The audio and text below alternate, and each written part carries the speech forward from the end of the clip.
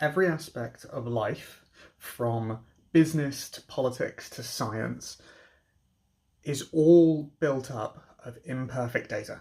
And actions have to be taken when you are unsure, unprepared, and uncertain, honestly.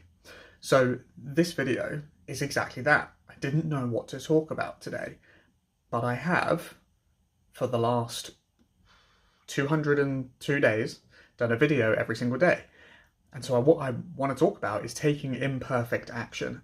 So going out and sticking to what you have said you're going to do, or making a decision with the limited data that you have. So this is me doing that. And also, like, I'm trying to get back into the gym at the moment. I've taken a year and a half, 2 years out, and I'm quite prone to injuries at the moment. Every time I've tried to come back, it's just not working. And so I've done some research. I'm not fully prepared. I don't know what's exactly going to work. I'm still a little injured, but I'm going in there and taking my best guess anyway. And hindsight is 2020. That's what they say. You know, like, it's really easy to look back on stock prices and how we did in the pandemic and what decisions you should have made at a certain point during your business. But you can only tell that with complete data. And the problem is you don't have that. You know, like, I'll give you an example. I bought Tesla stock back in 2016, about $5,000, and I held it for 3 years. It went pretty much down the whole time. Then it came up a little bit, and I sold out 6 months before it did something big. But I was opening a coffee shop, just put all my money in and needed the funds. So I did. I took it out, and that's what it was there for. Took it out, and then 6 months later, that $5,000 was actually worth like 80. And if I'd kept it in there now, I stopped counting, but I put money on it for 500,000. Would have been awesome, right? The problem is, I didn't. I took actions based on the information I had, and I'm not mad about it. Like, I opened up my coffee shop. I had that experience in my life, and that's what we did. And then you can look at COVID, and Australia probably did the best job, where they were like, we're going to be the strictest of everybody, and they probably came out the best. But we didn't know that. You know, closing down your entire economy is a really risky thing to do, but there was lots of data to say or historic situations where, I think it was after the Spanish flu, which, funny, wasn't actually the most deaths in Spain. Anyway, they were just the only people reporting properly. But after that, I believe there was loads of information about economies recovering, inversely proportional to how long they stayed locked down, because they did quarantines as well. But the thing is, if you do such a lockdown and your economy takes such a hit, that is a guaranteed risk, whereas how bad is the disease going to be, that's an unknown one, right? How much is it going to spread? Like, we don't know. And in business, you're faced with these decisions all the time. You don't have the perfect data, ever. You have some trends and you have some inkling, and that's the whole point of life and science, to be honest. In science and with, you know, government policy, you will never have complete data, but you have to make a decision anyway. So how can you go about doing that? Well, as long as you have asked a good number of questions of, am I as prepared as I can be? Is there any more information I can get?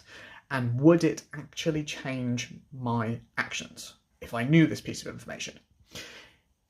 If it's easy to get, go and get it, right? If you just haven't done the work, that's not an excuse.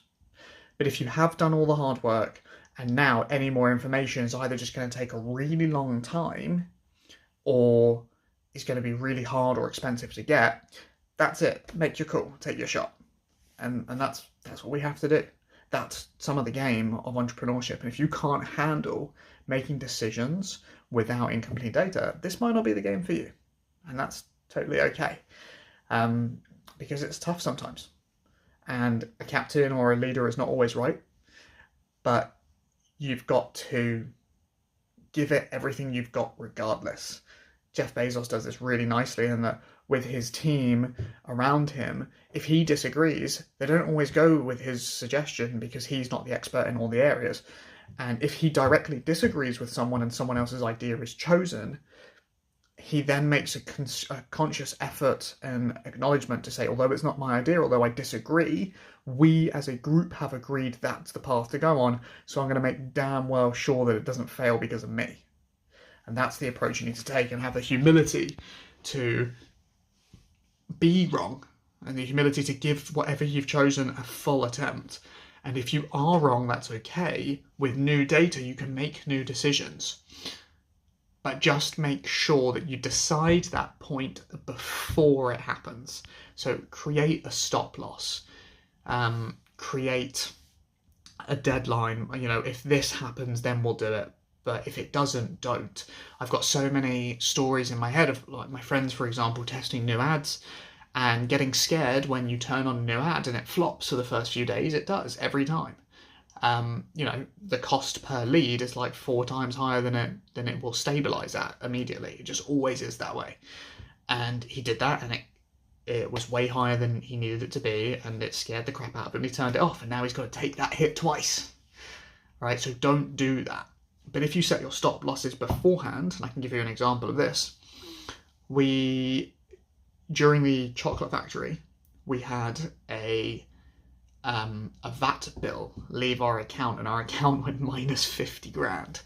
We were like, oh crap. I was actually on my birthday in Greece. It was horrible. We were on holiday, and basically there and then we then planned for that next week whether we were going to pack it in or go big, and we decided let's go big because it will make for a better story. Go big or go home, rather than just downsize. And so we said we're going to have until this date, I think it was 6 months, or we're going to get to this number. If we don't make, 150 grand by this date, we have to close because it's just not worth it. But we set those stop losses from a place of pre the emotion that was about to come, and that's really important to do, and then stick to it. And then you can make that decision. It's much more relaxed to make that decision without the emotional stress of, the world's burning down because you already thought about it, which is why traders have stop losses and buying orders. So there we go. Take imperfect action, do the thing that you're not yet good at, that you don't have enough information, that you're not prepared for, but just understand what that's going to look like. It's okay to look stupid. It's okay that you don't know. It's okay to test to find out the information, but just make sure your test samples are big enough, that you've got as much data as you can, and that you are happy with the decision that you're going to make in the future based on what outcomes happen before you get started. Don't get bitten by that one. Alright guys, hopefully this is helpful. Some of the tricks I've used in the past to do and look stupid, and to avoid looking stupid really long term. So there we go. Have a great afternoon. Peace.